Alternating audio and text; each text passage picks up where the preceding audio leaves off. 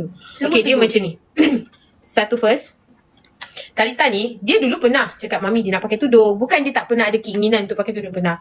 Lepas tu, bila besar sikit, environment, apa benda semua, keinginan, bila dia membesar kan. So, dia nak, dah bertukar daripada dia nak pakai tudung, tiba-tiba dia dah nak, mula macam tu lah, ada pakaian-pakaian yang dia teringin nak pakai. So, contoh kan, bila mami tak bagi. Okay, daddy, dia tegur. Okay, bila mami tak bagi, dia akan cakap, mami dulu pun seksi juga. Ibu pun dulu seksi. Okay, dia teringin nak pakai. Okay, so, kenapa hari tu baju dia tidaklah sebenarnya dia minta macam tu. Sini. Dia minta dekat atas ni. Sini. Okay, dia minta sampan. Okay, dia minta yang jenis sampan. Tidak sampai sini. Tapi, baju tu, designer dah terpotong ke bawah sikit. Ke sini. Okay, dia dah terpotong ke bawah. And then, baju tu last minute kita orang fitting balik. Faham? Okay, so bila dah terjadi macam tu, so mami pun cakap, ini habis ni, nanti mami mesti kena dengan daddy. Okay, sebab tu mami cakap, daddy ni, orang lain masa hari tu banyak je family semua tegur. Tapi daddy ada satu perangai yang daddy adalah orang yang sometimes mami kena ambil iktibar cari daddy. Daddy dia tegur, mami, next time I tak nak tahu dia tak pakai baju macam tu. Dia tegur mami secara lembut je. Walaupun mami tahu, dia, so kat situ mami belajar. Oh, so mami pula, bila daddy, tanggungjawab daddy, tapi yang menguruskan baju-baju Talita adalah mami. Faham? So daddy, dia tegur Talita, cara yang lembut juga. And then dia tegur mami, cara yang lembut. Malam nak tidur, mami next time I tak nak tahu mami pakai. So mami explain, I cakap okay daddy, tapi itulah Talita hari tu dia nak pakai yang macam tu, cuma tidaklah sampai ke bawah tu.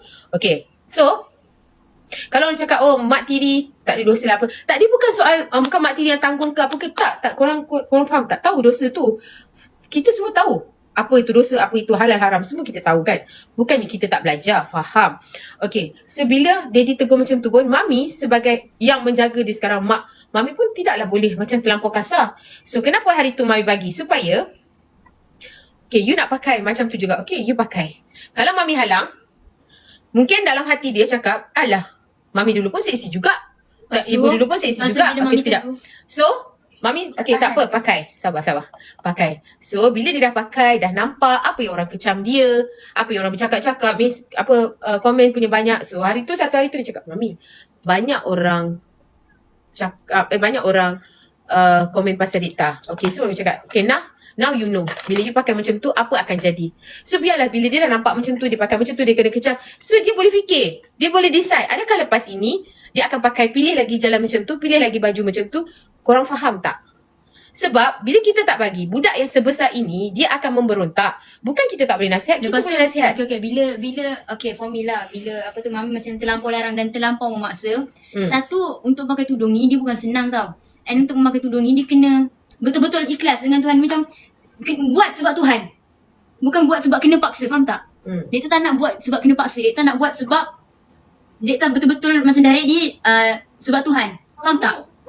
Okay, ada yang cakap, oh Dek paling tak nak pakai sebab kena kecam je. Okay, macam ni lah Kita ni hidup mesti ada penyebab. Sama macam kalau kita accident mati, penyebab dia adalah apa? Sebab kita accident. Dalam hidup kita, apa jadi sekalipun, ada penyebab.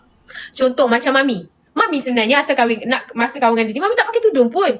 Mami punya plan, niat mami, kalau mami nak pakai tudung, tunggu mami dah beranak, mami ada anak, lepas tu baru mami pakai tudung. Tapi Allah jadikan, belum sempat umur 40, Allah temukan mami dengan Didi. Didi lah penyebab mami pakai tudung. Ada orang cakap, alah pakai tudung sebab Syuib. Yes, memang Didi penyebab mami pakai tudung. Dan kalau orang itu adalah penyebab untuk kita jadi lebih baik, kenapa tidak? So macam korang kata tadi, kena kecam je ke sebab tu tak nak pakai seksi dah.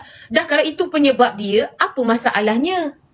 Setiap apa yang jadi tu kan ada sebab. Dan kalau sebab tu boleh menjadikan kita lebih baik, then salah ke? Macam tu. Kita tahu Islam tu wajib pakai tudung. Tahu. Tapi kita kena tahu kita manusia. Kadang-kadang haram tu pun manusia susah nak ikut. Tapi ada penyebab-penyebab dia yang Allah datangkan dalam hidup kita untuk kita berubah. Faham tak? So korang jangan cakap